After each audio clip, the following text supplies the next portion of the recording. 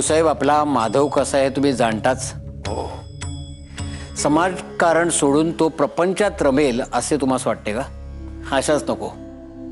तो समाजकारणही करणार आणि प्रपंचही करणार. दोहोचा मेळ कसा साधायचा हे तो चांगलेच जाणतो. या ना या.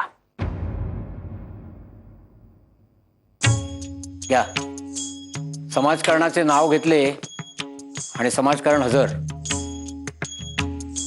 नाव घ्यायची खोटी. नमस्कार भाऊसाहेब. नमस्कार. नमस्कार. हे कोण? यापूर्वी आम्ही कधी पाहिलेले नाही म्हणून विचारतोय. बरोबरच आहे भाऊसाहेब. हे प्रथमच येत आहेत. वासुदेव बळवंत फडके यांचं नाव. वाह, उत्तम, छान. काही विशेष काम दिसते आहे माधवाकडे. होय, आमचे माधवराव स्वदेशीवर व्याख्याने देत ठिकठिकाणी फिरत आहेत. भाऊसाहेब, माधवरावांसारखा द्रष्टा मित्र आम्हास लाभला हे आमचे भाग्यच म्हणावयाचे. नाही, चांगलेच आहे, पण या गृहस्थांचे काम काय आहे ते काही कळले नाही. आमचे माधवराव आकडेवारीनिशी सत्य परिस्थितीचे नेमके वर्णन करतात. हा, ते ऐकून अन्यायाविरुद्ध बाहुस्फुरण पाहू लागतात. मनात मोठाच गलबला होतो. वासुदेव बळवंत फडक्यांचेही असेच काही झालेले आहे. माधवरावांच्या स्वदेशीच्या विचारांनी प्रेरित होऊन त्यांची भेट घ्यावी असते इथे आलेले आहेत. देशभक्ती जागृत झाली. वाह वाह. नाही, देशभक्ती वगैरे सगळे ठीक आहे, पण पोटा पाण्याचे काय, प्रपंचाचे काय? लष्कराच्या हिशेबी खात्यात आहे. लष्कराच्या हिशेबी खात्यात आहात म्हणजे हे मोठे धाडसच म्हणावयाचे. आणि मग प्रपंचाचे काय? 2 वर्षापूर्वी यांच्या प्रथम पत्नी निवर्तल्या. आता दुसरा विवाह केलेला आहे. म्हणजे पुन्हा विवाह केलायत ना, संसारात पुन्हा पडलायत ना. अहो, मग गृहस्थ धर्म पाळा. या नवमतवाद्यांच्या नादास कशासाठी लागताय? नाही, म्हणजे आमचे विचार तुम्हास पटावयाचे नाही. माधवाच्या नव्हे, माधवराव रानड्यांच्या भाषणाने प्रेरित झालेले आहात तुम्ही, प्रभावी झालेले आहात तुम्ही. तेव्हा आमच्या सारख्यांचे विचार म्हणजे आळवाचे फतफते वाटत असेल तुम्हास. जा, माधवरावांस भेटून या. या. या.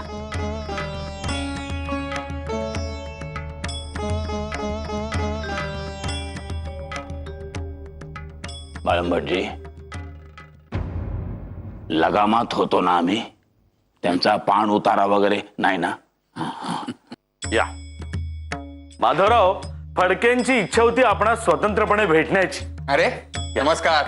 या या बसा. अरे नमस्कार. बसा बसा. तिकडे कचेरीत बरीच गर्दी असते आणि प्रत्येकासच आपल्याशी बोलावयाचे असते.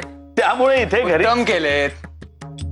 आम्हासही यांचे मनी काय आहे हे जाणून घेण्याची इच्छा होती, कारण सध्या त्यांनी देशभक्तीपर व्याख्यानांची झोडच उठवली आहे असे ऐकले आम्ही. होय, ब्रिटिशांना अगदी धारेवरच धरले आहे. हो. पांडुरंग जी, कुठे निघालायस? ते धाकल्या मालकांकडे आलेत ना, त्यांच्याकरता. काही गरज नाहीये, त्याची काही गरज नाहीये. जा, आतमध्ये जा. जी. फिरंग्यांना नेस्तनाबूत करून आम्हास आपल्या लोकांचे शासन स्थापावयाचे आहे. आमचे ध्येय एकच, फिरंग्यांना कापून काढून त्यांची हकालपट्टी करणे.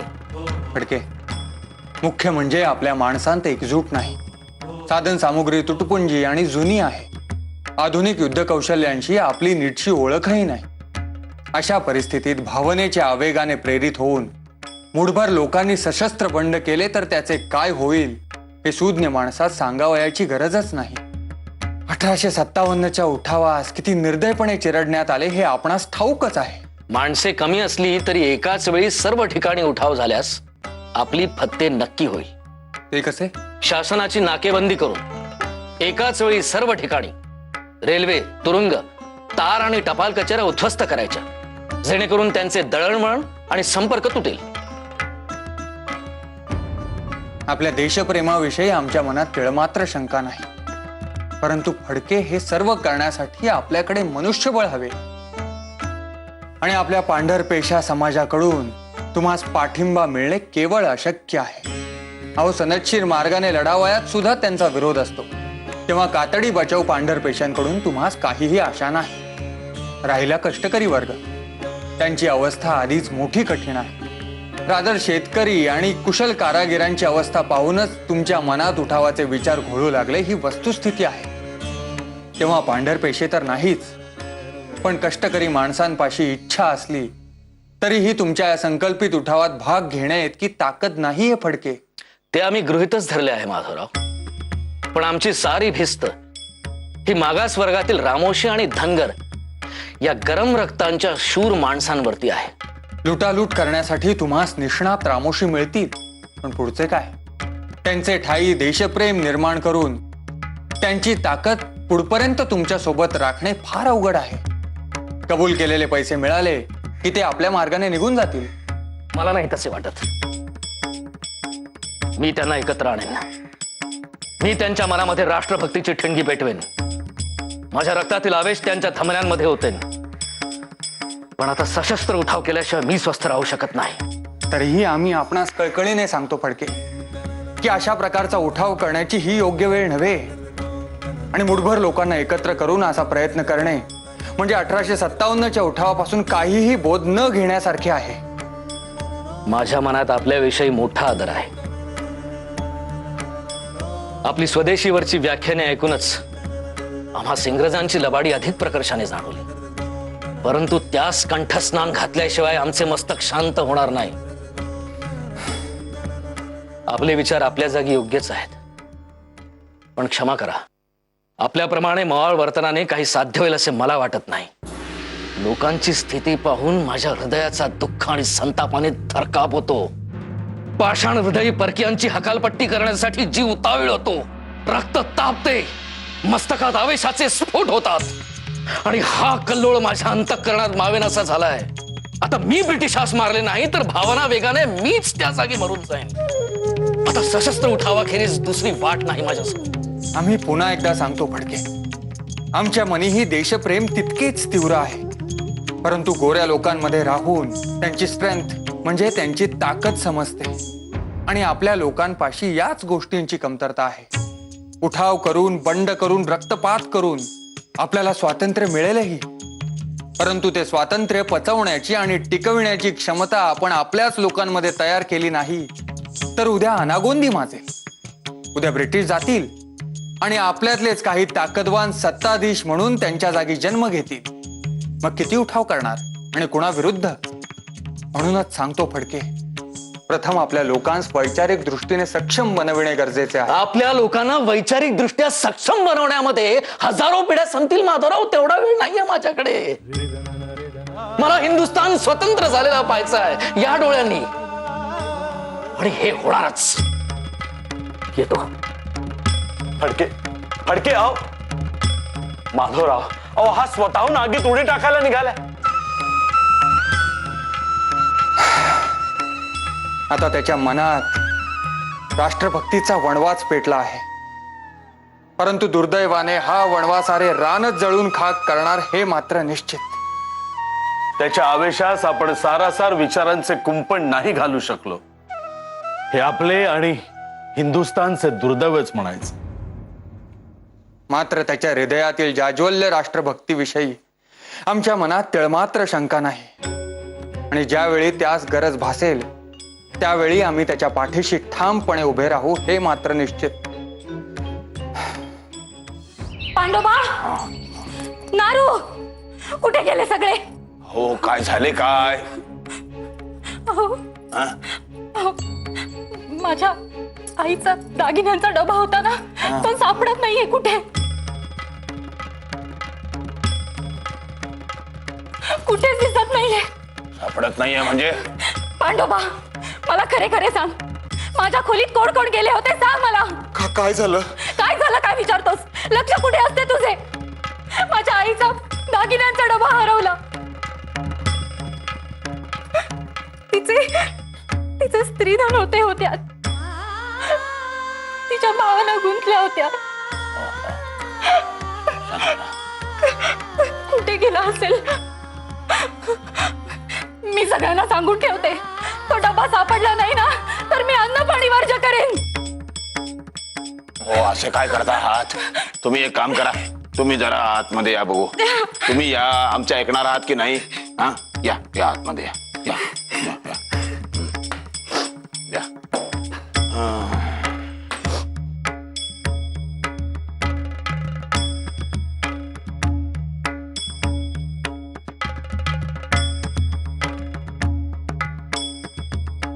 या बघू आधी, या इथे या. हरा हरा. या. या.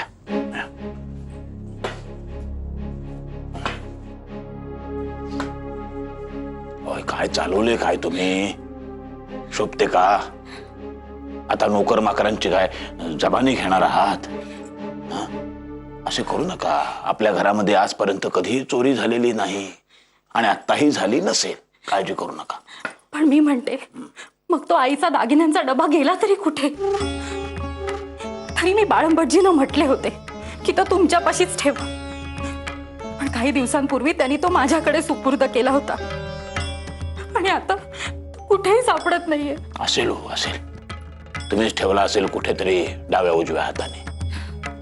आणि दागिन्यांचा लोभ होईल अशी माणसे या घरात नाहीत. आम्हास खात्री आहे या घरातल्या माणसांबद्दल. वर्षानुवर्ष माणसं काम करतायत. कोणाच्याही मनात सोन्याकडे बघून त्याच्याबद्दल लोभ निर्माण होणार नाही, विश्वास आहे आमचा. रमाचा गर्भधान सोहळा होणार आहे ना? मग त्याचे काय? नाही म्हणजे माझ्या अंगावर तितकेसे दागिने नाही आहेत त्यासाठी. ते सासूबाईंनी दिलेले दागिने. अहिले, अहो काय डोके बिके फिरले की काय तुझे? नाही म्हणजे सासूबाईंनंतर त्या दागिन्यांवर हक्क माझाच आहे.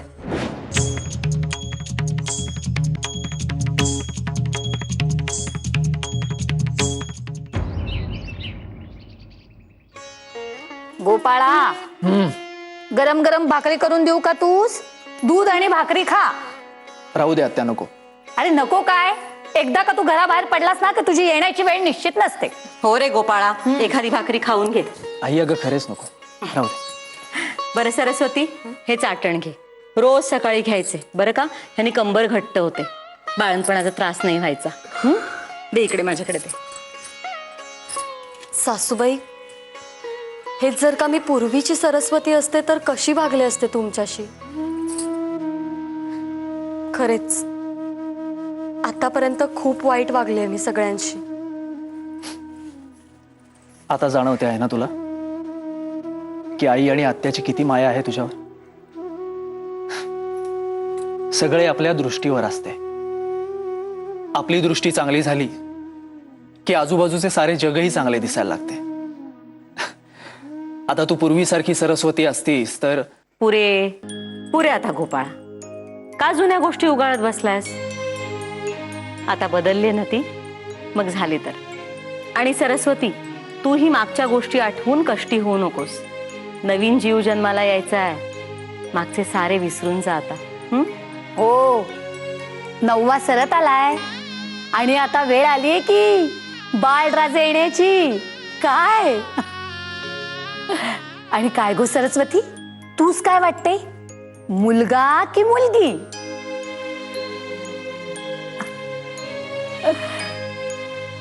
काहीही असू दे, पण धड धाकट आणि निरोगी भावयास हवे हो मूल.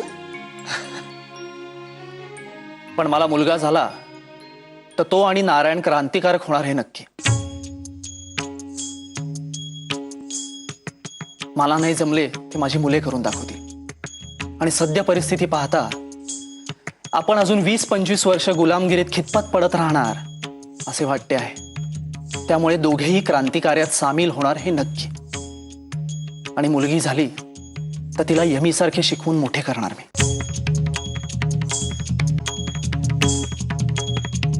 वा, छान विचार आहेत आपले.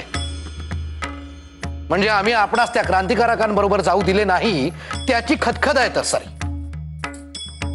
परंतु गोपाळराव, आम्ही आपणास परावृत्त केले म्हणून हे 4 घास सुखाने खात आहात आपण. अन्यथा तिकडे इंग्रजांच्या जेलात कोंड्याची भाकरी तोडीत बसला असतात. येते आहे का ध्यानात? शस्त्र हे गोऱ्यांना उत्तर नव्हे.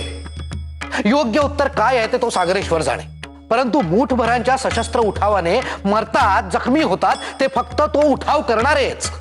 हे म्हणजे हत्तीच्या अंगावरील चिलटासारखे दिसते आहे. पण अण्णा, चिलटा एवढ्या आकाराच्या मुंगीच्या चाव्यातही त्या हत्तीला बिथरवण्याची ताकद असते. शब्दच्छल करून तुम्ही फक्त वाद घाला आमच्याशी. अण्णा. आम्ही काय झाले का पुन्हा सुरू तुम्हा बाप लेकांचे?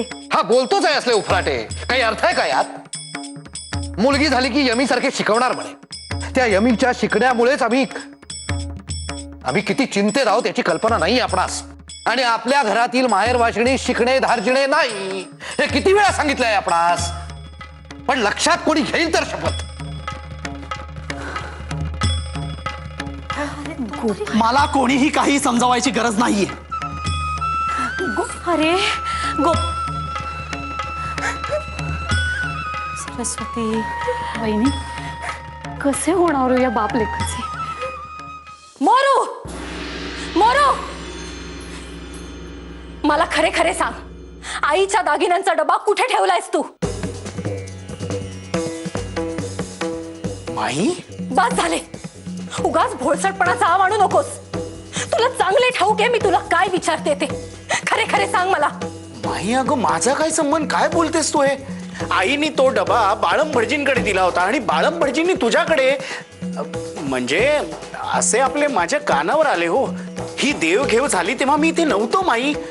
तू आपली उगाच. हो ना माई, अहो आम्ही का हात लावू त्या डब्याला? तू एक शब्द बोलू नकोस আহিरले. त्या दागिन्यांवर तुझाच डोळा होता. त्या दागिन्यांवर माझाच हक्क आहे, माझाच हक्क आहे असे म्हणत होतीस ना तू. तूच फूस लावली आहेस या मोरूस. आणि हा काय, हा बसलाच आहे असल्या लबाड्या करावयास. यांच्या कोटातले पैसे चोरताना काही वाटले नाही, मग आईचे दागिने चोरणे काय कठीण आहे आज?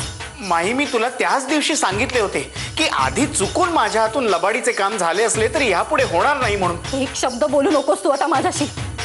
तुमच्या असल्या बोलण्यावर ना आता माझा काडीचाही विश्वास उरला नाहीये. आईचे ते दागिने दिसेनासे झाल्यापासून ना डोके अगदी भडाणले माझे. अगं पण माई. गप्प बस.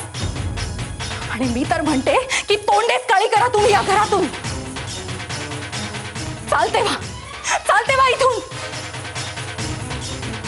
आईच्या शेवटच्या इच्छेचा खेळ खंडोबा झालेला नाही चालायचा हो मला. नाही सहन व्हायचे आता.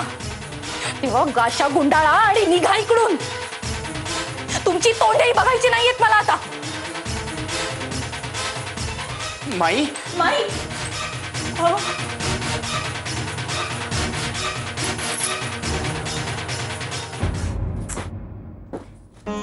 अगो बाई, पण मी म्हणते अचानक असा हा डबा गेला कुठे? भानामतीच म्हणायची गो. अगं डब्यासारखा डबा कसा जाईल तो? सुभद्रा काकू, सकाळी जो डबा तुमच्या हातात होता तो कोणता होता?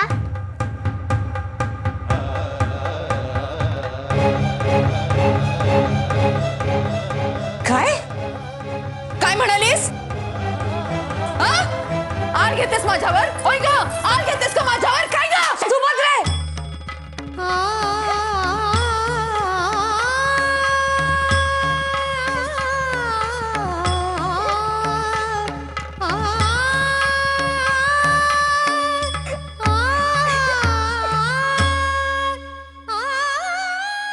झोले